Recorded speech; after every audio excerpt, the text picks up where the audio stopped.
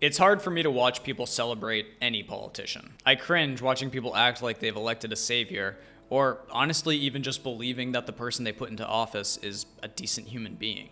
I can't root for a team because I see politics itself as so absurdly flawed. But I do understand that my extreme skepticism of government is sadly outside of the mainstream. So naturally, I am tempted to become cynical and criticize anyone for believing in a politician, which is just going to get me accused of supporting the other side and have most people tune me out. So I'm choosing to view the latest election results and celebrations in a different light. I really find it hard to believe that anybody voted for kid-sniffing Biden and cop Harris. They voted against Trump because they saw him as the most authoritarian, and they didn't like the government having that much or that type of control. This is the rejection of authoritarianism.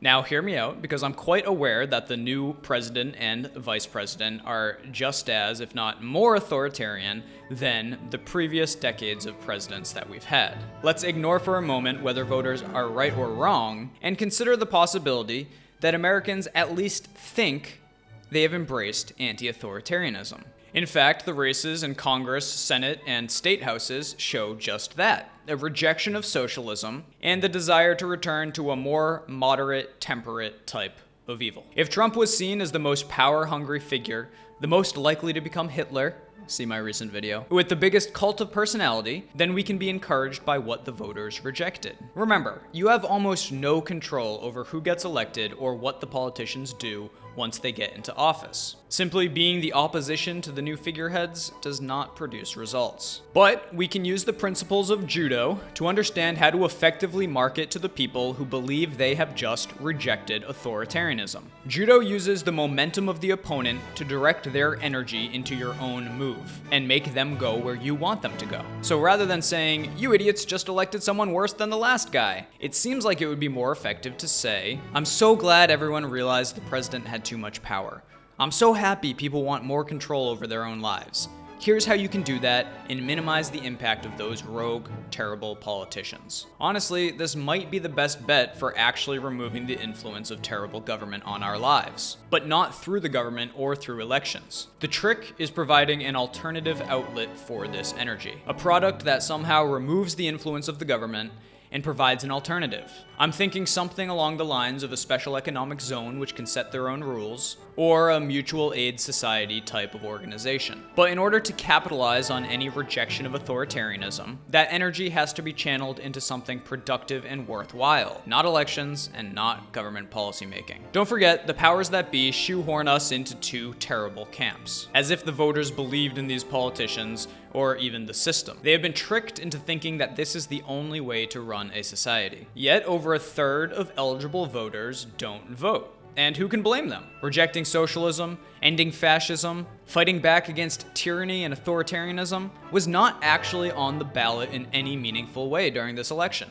And yet, based on the attitudes I've seen post-election, it seems that, given the choice, Americans would be as American as ever. It's the fight for the soul of America, they say. And my eyes immediately want to roll. It's an automatic response. I can't help it. There really is no cohesive American culture, and there never has been. See my video on the 11 rival nations that have been fighting for power over DC since day one and continue to do so. But if this fight for the soul of America was about removing Trump's control over your life, rejecting strongman leaders, favoring independence, freedom, personal liberty, and the rights of each and every one of us, then I'm down for it. I think that is obviously a message that still resonates with a lot of people if properly framed and directed. For tips on that, you might want to turn to my video on master marketer Edward Bernays, the father of the modern elite. But the truth is, when it comes to voters or consumers, 90% of people don't really care, have no convictions, no real direction or beliefs. They are blank slates to be marketed onto.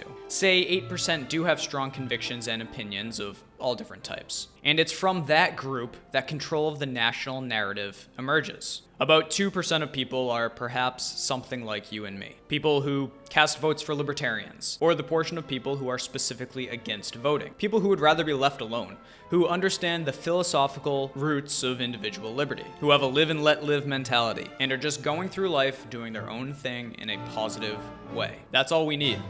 Because that means there are over 6 million other Americans and probably 140 million people on the planet that are part of our broad tribe. We don't need a majority or even a plurality. Really, all we need is a small group of like-minded individuals who are the true builders and producers in the world, and to shrug off the rest. So you don't have to be part of the totally lost faith folks, and you can ignore the with us or against us crowd and the ones who are creating enemies lists for their Truth and Reconciliation Committee. They are the minority. Vocal, yes, but not the soul of America. Now, don't get me wrong, socialism is a bigger threat than ever. The worst thing that could happen is that people are lulled into a false sense of security by this election and stop paying attention. That is attention to what actually matters, which Trump actually distracted from. There were actually plenty of terrible things that Trump did that deserved criticism, but we couldn't get a word in edgewise because of all the people screaming about his latest tweet, not the $6 trillion that this conservative government borrowed. So here's the deal, from an anarchist who's convinced that the government is inherently illegitimate to all the normies out there who think the government's worth a bag of beans. Continue to reject authoritarianism in any form. Trump was obvious. He wore it on his sleeve and he didn't hide it, and he did us all a service in that way. While I still hardly think he was the worst offender, he showed plenty of people the dangers of a strong, centralized state in the wrong politicians' hands. So don't let the more seasoned, professional con artist politicians fool you. Do not let them exert power in the name of rejecting Trumpism. Reject it all. Reject anyone that would try to control you, your family, and your community without your consent. And no, 50.0001% of a vote does not mean the other 49.9% of the population consented. 5 out of 6 people agree with ritual human sacrifice. Instead, it's live and let live. Karma, the golden rule, the basis for every major religion and every decent moral dogma. Do unto others, first do no harm, do not force if you don't wish to be forced. If people somehow accept an authoritarian that simply doesn't sound like Trump, they have not rejected Trump at all. If people simply accept another authoritarian that doesn't act and sound like Trump, they've rejected nothing about Trump and simply replaced him with someone more palatable to their preferred type of oppression. Anyway, I try not to give the government more credence than it deserves. I still don't think it can keep me from being free, as I argue in my video on the traps we fall into that keep us unfree. But I still think there is plenty of hope for the bottom line. That there is a way to use this sentiment that powerful, centralized control over your life is not good for individuals or society. And that's the positive that I'm choosing to take away from this election. I'm Joe Jarvis. Thanks for watching. Come back and see me again soon.